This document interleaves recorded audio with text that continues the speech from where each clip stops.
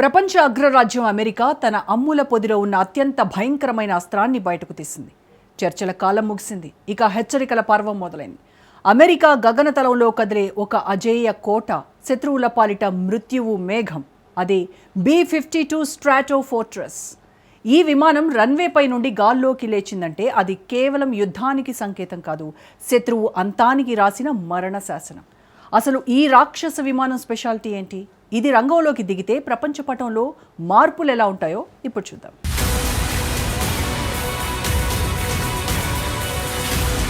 చూడడానికి పాతకాలపు విమానంలా కనిపించవచ్చు, కానీ దీని లోపల ఉన్న టెక్నాలజీ ప్రపంచాన్ని గడగడలాడిస్తుంది. ఇది చేసే విధ్వంసం మాత్రం అత్యంత భీకరంగా ఉంటుంది. అదొక భారీ ఉక్కు డేగా. ఒక్కసారి గాల్లోకి ఎగిరితే శత్రువుపై 38 టన్నుల బాంబుల వర్షం కురిపించడం ఖాయం. గగనతలం నుంచే సముద్రంలోని లక్షల చదరపు మైళ్లను నియంత్రణలోకి తెచ్చేసుకుంటుంది. ఒక్క యుద్ధంలో 40% బాంబులను ప్రయోగించిన చరిత్ర దీనిది. ఒక రకంగా చెప్పాలంటే యుద్ధ విమానాల్లో ఆనకొండ లాంటిది. అదే అమెరికాకు చెందిన B-52 స్ట్రాటో ఫోర్ట్రెస్ బాంబర్. అమెరికా వాయుసేనకు ఇది వెన్నెముక లాంటిది. B-2 స్పిరిట్ లా దీనికి పెద్దగా ప్రచారం లేకపోయినా ఇది సైలెంట్ గా తన పని తాను చేసుకుపోతుంది.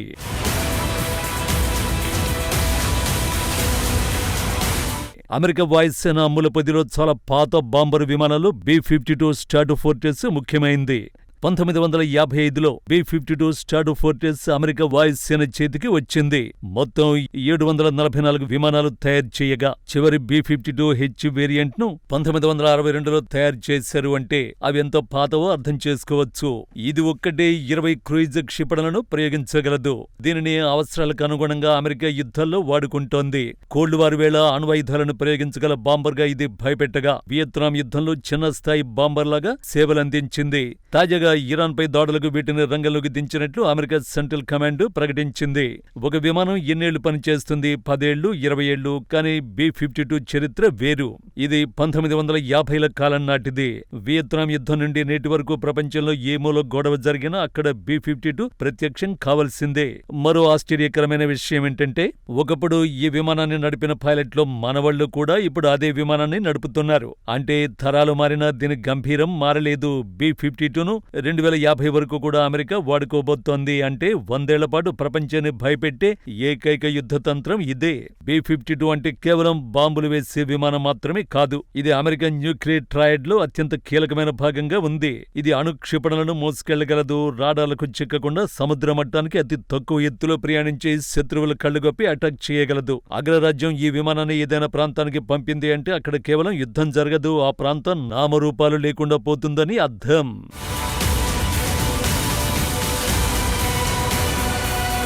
స్ట్రాటో ఫోర్ట్రెస్ లో చూడ్డానికి ఆకారంలో చాలా భారీగా ఉంటాయి.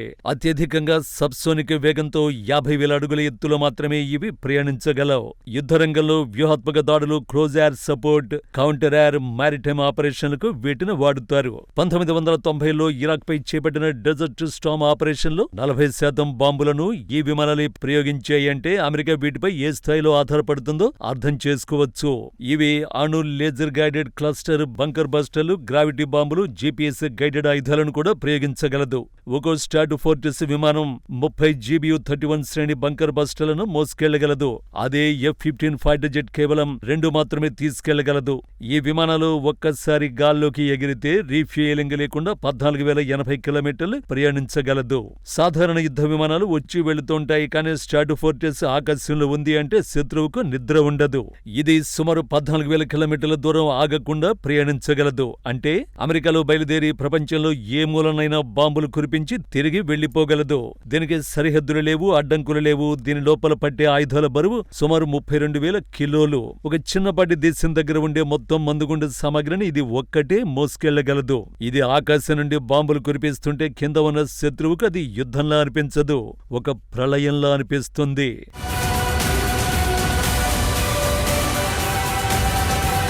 ఈ ఈ విమానాలు సముద్ర నిఘా కార్యకలాపాలను కూడా సమర్థంగా నిర్వహించగలవు.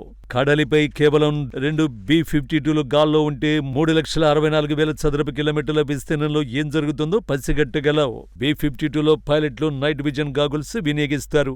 ఈ విమానాలు వాడాలంటే సుదీర్ఘమైన రన్వే ఉండాలి. అందుకే యూకేలోని ఫెయిర్ఫోర్డ్ స్థావరాన్ని అమెరికా తాజాగా ఇరాన్పై దాడులు చేసేందుకు వినియోగిస్తోంది. ఇక్కడ 3.2 కిలోమీటర్ల రన్వే ఉంది. ఇక ఇరాన్కు అత్యంత సమీపంలోని డిగో గార్షియా స్థావరం కూడా ఈ విమానాల వాడకానికి అనుకూలంగా ఉంది.